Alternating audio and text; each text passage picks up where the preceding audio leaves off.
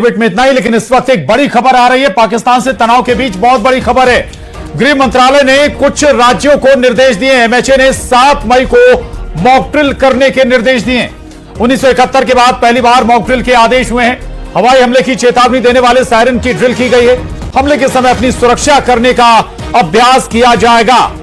यह बहुत बड़ी खबर इस वक्त की। बता दें आपको कि पाकिस्तान से तनाव के बीच ये इस वक्त की सबसे बड़ी खबर है। गृह मंत्रालय ने कुछ राज्यों को निर्देश दिए हैं। एमएचए ने 7 मई को मॉक ड्रिल करने के निर्देश दिए और ये मॉक ड्रिल करने के निर्देश आपको याद दिला दें कि 1971 युद्ध के बाद पहली बार ऐसा आदेश आया है। हवाई हमले की चेतावनी देने वाले सायरन की ड्रिल की जाएगी और खासतौर से ये कुछ राज्य, वो राज्य जहां दूसरे राज्यों से सीमा लगी हुई है।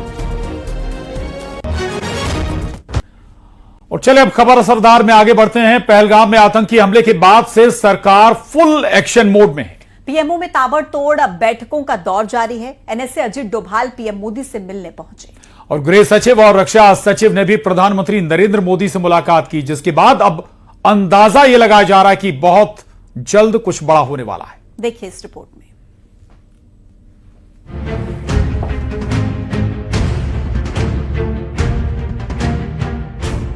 पहलगाम हिंदू नरसंहार के बाद डर के साए में जी रहे पाकिस्तान के लिए तस्वीरें और भी डरावनी हो सकती हैं।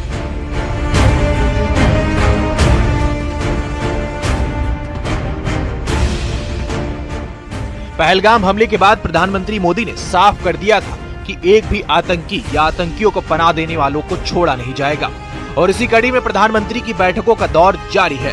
22 अप्रैल को पहलगाम हिंदू नरसंहार के बाद अपना सऊदी दौरा रद्द कर प्रधानमंत्री भारत वापस आए और आतंक के खिलाफ अपनी रणनीति तैयार करनी शुरू कर दी, जिसके बाद 23 अप्रैल को सीसीएस की पहली बैठक, फिर 28 अप्रैल को रक्षा मंत्री राजनाथ सिंह के साथ बैठक, अगले दिन 29 अप्रैल को रक्षा मंत्री, एनएसए, सीएसटी और तीनों सेना प्रमुखों के साथ बैठक, 30 अप्रैल को विदेश मंत्री, एनएसए और थल सेना प्रमुख के साथ बैठक, उसके तुरंत बाद सीसीएस की दूसरी बैठक, सीसीपीए की बैठक, सीसीईए की बैठक, फिर 3 मई को नेवी चीफ के साथ बैठक, 4 मई को एयर चीफ मार्शल के साथ बैठक और 5 मई को रक्षा सचिव राजेश कुमार सिंह के साथ अहम बैठक की। इसके तुरंत बाद पीएम मोदी ने एनएसए अजीत डोभाल के साथ साउथ ब्लॉक में मुलाकात की। प्रधानमंत्री की ये बैठकें साफ कर रही हैं कि बहुत जल्द कुछ बड़ा होने वाला है, क्योंकि पीएम मोदी पहले ही कह चुके हैं कि भारतीय सेना को पहलगाम आतंकी हमले का बदला लेने की खुली छूट है और इसके लिए सेना खुद कार्रवाई के लिए जगह, समय और तारीख तय करे। और इसी बीच रक्षा मंत्री राजनाथ सिंह का यह कहना है कि आतंकी हमलों को लेकर देश जो चाहता है वैसा ही होकर रहेगा। मैं आपको आश्वस्त करना चाहता हूं, प्रधानमंत्री मोदी जी के नेतृत्व में जैसा आप चाहते हैं वैसा होकर रहेगा। देवियों व सज्जनों, जैसे हम सभी राष्ट्र के शरीर की रक्षा करते हैं, ठीक उसी प्रकार महाराज जी जैसे संत और अन्य संत भी जो हमारे बैठे हैं, वह राष्ट्र की आत्मा की रक्षा करते हैं। सुधांशु जी महाराज जैसे संतों ने हमें बताया और यह करके दिखाया कि राष्ट्र की आत्मा की रक्षा तभी संभव है जब हम सब अपनी संस्कृति, अपने मूल्यों और साथ ही अध्यात्म से जुड़े रहें। इधर देश के अंदर पीएम आतंक के खिलाफ रणनीति तैयार कर रहे हैं तो पूरी दुनिया आतंक के खात्मे के लिए भारत के साथ खड़ी है। एक के बाद एक कई देश भारत के समर्थन में खुलकर सामने आ रहे हैं। आज की ही बात करें तो रूस के राष्ट्रपति पुतिन ने पीएम मोदी से फोन पर बात की और आतंकवाद के खिलाफ समर्थन देने का ऐलान कर दिया।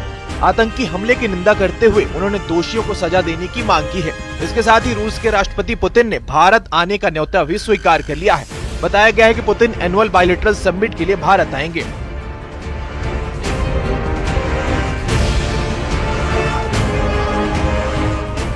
आतंक के खिलाफ देश में तैयारियां जोरों पर हैं। दुनिया के तमाम देश भारत के साथ खड़े हैं और इसी बीच गृह मंत्रालय ने कुछ राज्यों को तैयार रहने के निर्देश दे दिए हैं। एमएचए ने 7 मई को मॉक ड्रिल करने के निर्देश दिए हैं। हवाई हमले की चेतावनी देने वाले सायरन की ड्रिल भी की जाएगी, जिसमें हमले के समय अपनी सुरक्षा का अभ्यास होगा और इस अभ्यास में आम नागरिकों के साथ छात्र भी शामिल होंगे। एक के बाद एक कड़ी बैठकें, हर दिन आतंकिस्तान यानी आतंक और पाकिस्तान के खिलाफ चौतरफा कार्रवाई का मंथन, 2 बार सीसीएस की बैठक, गृह मंत्री, रक्षा मंत्री, विदेश मंत्री, एनएसए और सीडीएस के साथ कई दौर की मीटिंग, यहाँ तक कि सेना के तीनों अंगों के प्रमुखों से अलग अलग मुलाकात, जिसके बाद इस बात का अंदाजा लगाना मुश्किल नहीं कि बहुत जल्द आतंकिस्तान और पाकिस्तान के खिलाफ कुछ बड़ा होने वाला है। Bureau report, news 18।